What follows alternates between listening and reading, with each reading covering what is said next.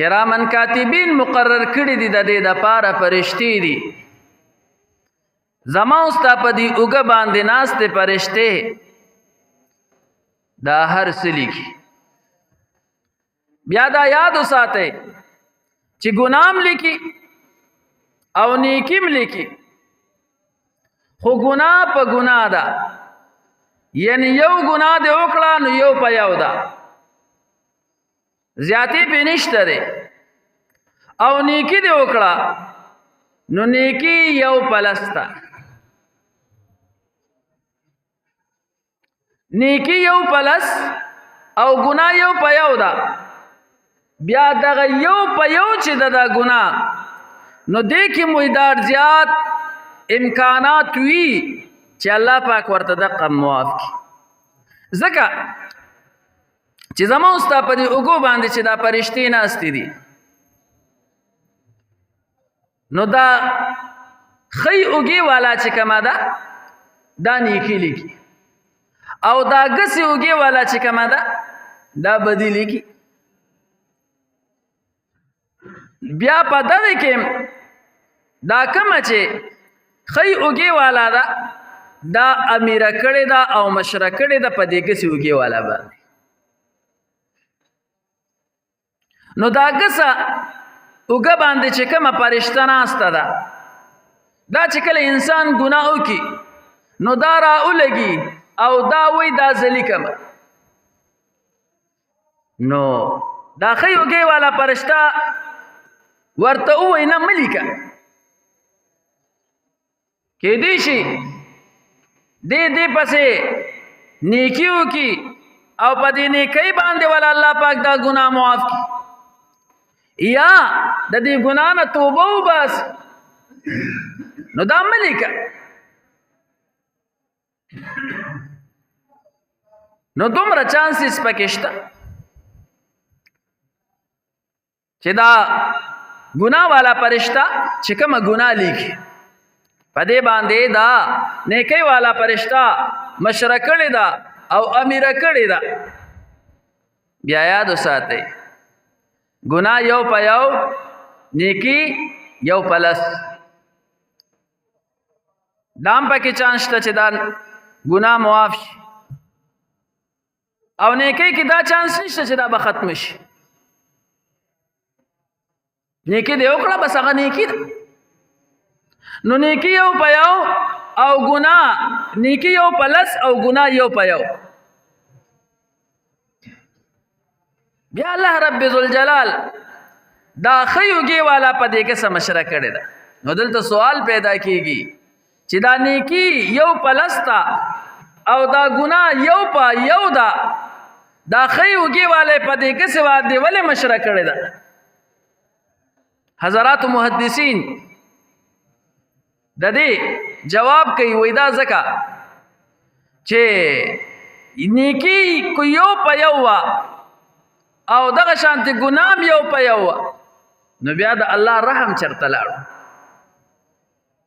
ځکه الله رب ذوالجلال په خپله بیان فرمایي، حدیث قدسی مبارک دی، ان رحمتی سبقت علی غضبی، چې زما رحمت هغه وړاندې شوی دی زما په غضب او زما په غصه باندې. نو دا د الله مهرباني ده چې نیکي یو په لس ده، ګناه یو په یو ده، ښی اوږې والا دا مشره ده په ګسې اوږې باندې. بیا کله چې دا انسان ګناه کوي او د ده نه ګناه صادره شوله نو په دغه ګناه ټیم کې الله رب ذوالجلال بعضې وخت انسان ته الله رب ذوالجلال توفیق ورکړي د توبې او د دې ګناه نه را بهر کړي. الله رب ذوالجلال رحم ډیر زیات دی. کله چې دا شیطان الله رب ذوالجلال د خپل درباره وشړو، مردود یې کو، نو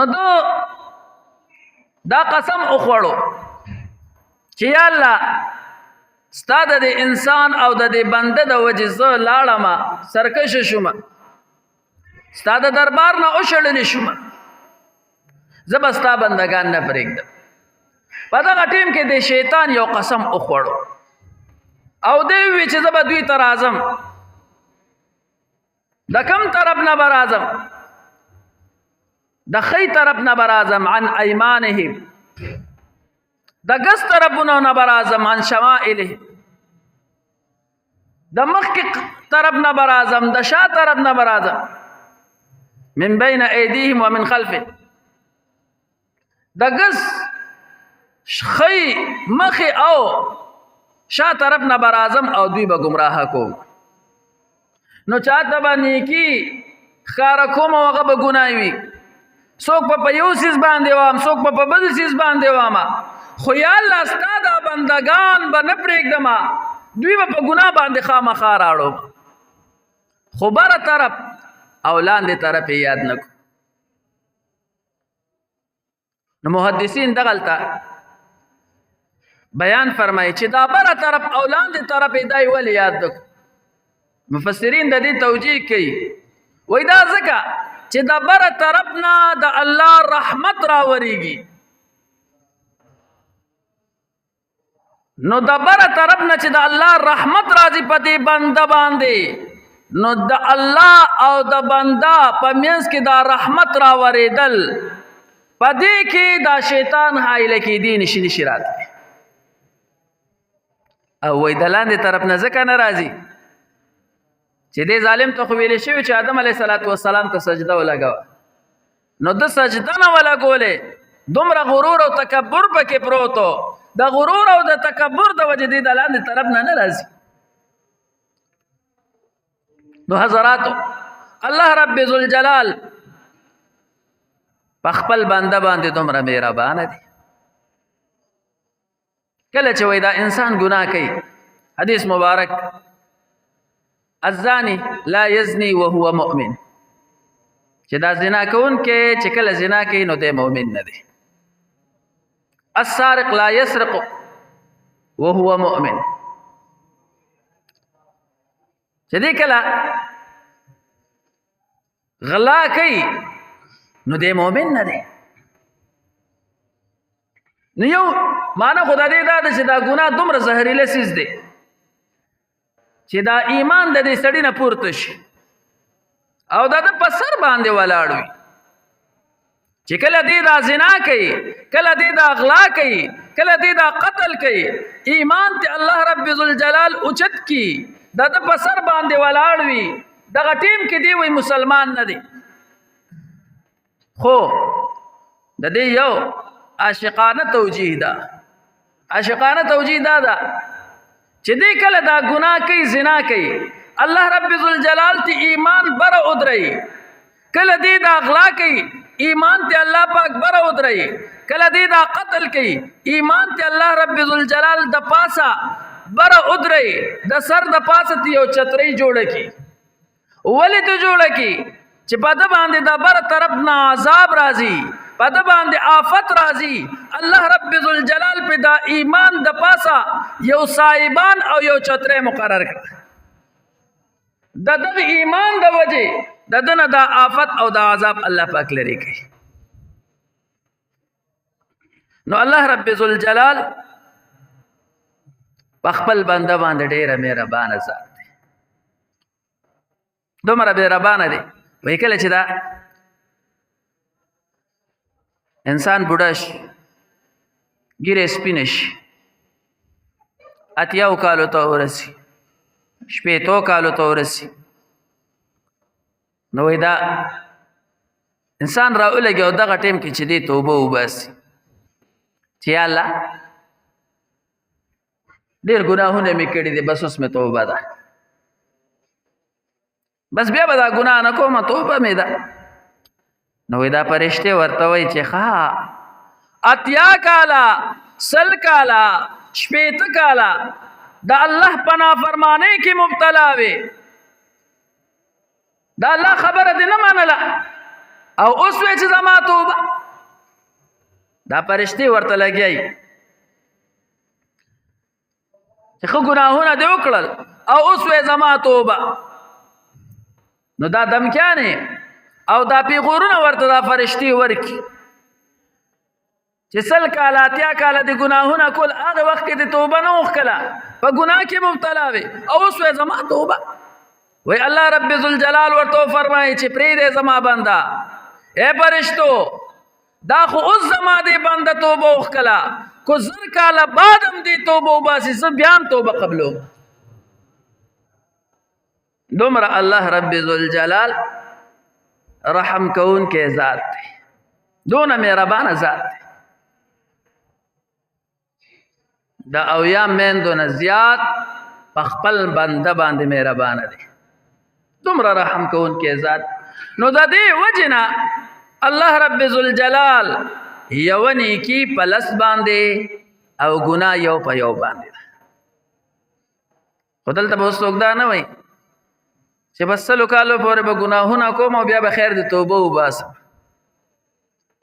دا سرټیفیکیټ چا سره دی چې ته به 100 پورې ورسېږي تا سره دا چا لیکل کړی دي چې ځان ګناهونه کاوه او چې دې عمر ته ورسېږي بیا به توبه وباسي تا سره دا شته چې دې عمر ته به زه ورسم د مرګ څه پته لګي نو په دې باندې به جري کېږو نه نو عرض مې دا کولو چې الله رب ذوالجلال یو نیکی دا پلس باندې بدلی او بیا دغه یو پلس باندې او بیا یو په اویا باندې یو په 900 باندې یختص برحمته من یشاء الله رب ذوالجلال پکې بیا په دقیق خپل رحمت کې خاص کړي هغه چاله رچې غواړي والله ذو الفضل العظیم الله پاک د لوی فضل خاوند اوس دا خاص کړي چې پس سره د خپل بندگان یو انسان دی هغه ګناه ان نیکی وکړه او نیکی ولا پلست او د لسنه او یاو د او یان وسوا دا بسنګ رسی په اخلاص سره څومره چې اخلاص زیات وي اغمرا د نیکی وزن سیوا کیږي او اغمرا د نیکی تعداد سیوا کیږي کو اخلاص لکم دی نو پلستا کو اخلاص لک زیاد شو نو په او یادا کو دا هغې هم زیاد شو نو په 900 دا او والله یضاعف لمن یشاء د دغه هم زیاتېږي 900 نه په کروڑونو ترسي خو چې کله اخلاص راشي انسان کی صحابو چاندرا وړلا چاندرا جمع شول څوک یو شی راوړي څوک بل شی راوړي یو صحابي راغی رسول الله مبارک دا سوا کجوري مې راوړي یو سوا درې نیم سیره کجوري مې راوړي رسول الله مبارک دا واخلا دا په جهاد کې قبول کا د جهاد په چنده کې قبول کا رسول الله مبارک ورته وی دا کم ځای وي وی بیګا مې پدې باندې دیاړي کړي دا د کجورو باغ مې په اوبه کړي دي نو ماته 2 سوا کجوري میلو شوي یو سوا مې د خپل بچو د پاره وساتلې دا یو سوا مې تاسو لراوړې دا په چنده کې قبول کړي رسول الله مبارک صحابي له ورکړي دا واخلا او دا نور کم مال چې ډېر راغلي دي چا سره زر راوړي دي چا سپین زر راوړي دي چا اوخان دي چا یو شي چا بل شي او پچند کې راوړي دي رسول الله مبارک صحابي له کجوري ورکړي وای دا واخله بللا او په دې تمام مال باندې دا وشیندا الله رب ذوالجلال دې کې دومره برکت اخو دې چې دا تمام مال ور سره برکت شي یختص برحمته من یشاء والله ذو الفضل العظیم نو اخلاص راضی اخلاص سره په نیکی کې وزن زیاتېږي دا نیکی تعداد زیاتېږي یو پلس او بیا یو په اویا یو په 100 یو په 900 او د دین هم زیات کروڑونه ورپسې